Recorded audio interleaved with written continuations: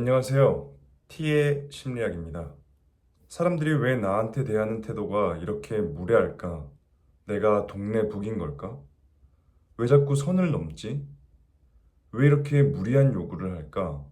라고 생각해 보신 적 있다면 그건 내 자신이 다른 사람에게 만만하게 여겨진다는 증거일 수 있습니다. 그렇다면 나를 만만하게 보는 이유는 무엇이며 나를 만만하게 보거나 무례하게 대하는 사람들에게 어떻게 행동해야 될지 알려드리겠습니다. 사실 만만한 사람들은 착한 아이 컴플렉스를 겪는 경우가 있습니다. 착한 아이 증후군은 어른이 돼서도 자신의 감정을 솔직히 표현하지 못하고 타인에게 착한 사람으로 남기 위해 욕구나 소망을 억압하면서 지나치게 노력하는 것을 말합니다. 정신분석학에서는 어린 시절 주 양육자로부터 버림받을까 두려워하는 유기 공포가 심한 환경에서 살아남으려는 방어기제의 일환으로 보기도 합니다. 하게 여겨지는 사람들의 심리 기저에는 누구에게도 버림받고 싶지 않다라는 마음이 강합니다. 이들은 부모와의 정서적 관계를 제대로 맺지 못해서 부모의 말을 듣지 않으면 부모가 자신을 사랑하지 않을지도 모른다는 불안감에 떨게 됩니다. 때문에 스스로 착한 아이를 연기하게 되는 겁니다. 부모에게 관심과 인정을 받기 위해 뛰고 싶어도 뛰지 못하고 울고 싶어도 울지 못하게 되는 겁니다. 착한 아이를 연기하는 사람의 이 심리 밑바탕에는 착하지 않으면 사랑받지 못한다는 신념이 자리 잡고 있는 겁니다. 따라서 착한 아이가 되기 위해 타인의 눈치를 보는 것, 중요한 사람의 요구에 순종적으로 반응하는 것은 필수입니다. 착한 아이는 자라서도 착한 어른이 되기 위해 힘씁니다. 타인에게 인정받고 사랑받기 위해 버림받지 않기 위해 노력합니다. 이러한 노력이 지나치게 되면 그 내면은 자신의 욕구를 억제하고 희생하는 데 따르는 우울증을 경험할 수 있습니다.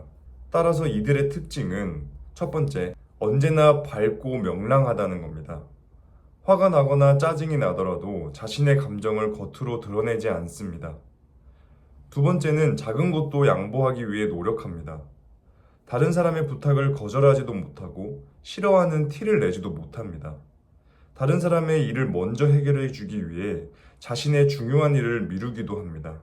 세 번째는 자신이 잘못하지도 않은 일에 지나치게 사과를 한다는 겁니다. 사람과의 갈등을 피하기 위해 먼저 사과나 용서를 구하는 행동들이 여기에 포함됩니다. 만약 이런 행동 특성이 여러분들에게 해당된다면 나를 만만하게 보거나 무례하게 대하는 사람들에게 어떻게 행동해야 될지 말씀드리겠습니다. 무례한 사람을 대처하는 방법 중 첫 번째는 소리를 지르고 화를 내지 말고 최대한 차분하고 침착한 태도로 상대방의 눈을 바라보며 단호하게 싫다는 의미를 표현하는 겁니다. 대부분 만만하게 여겨지는 사람들의 특징이 눈을 잘 보지 못하거나 무례한 행동에 웃음으로 넘기려는 경향이 있기 때문입니다. 두 번째는 정체성 연기학입니다. 주변에 당당해 보이는 사람들의 말과 행동을 수집해서 마치 내가 그 사람이 된 것처럼 연기하는 겁니다.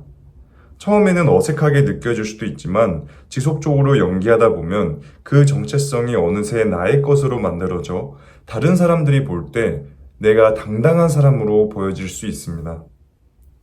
세 번째는 상대방의 액션에 반응하지 않는 겁니다. 무례한 사람들은 상대방의 반응에 더욱 그 행동이 강화될 가능성이 높습니다.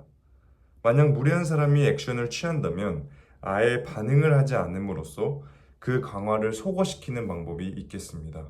이 시간에는 만만하게 보이는 사람들의 특징과 무례하게 대하는 사람들에게 어떻게 행동하면 좋을지에 대해서 함께 이야기를 나눠봤는데요.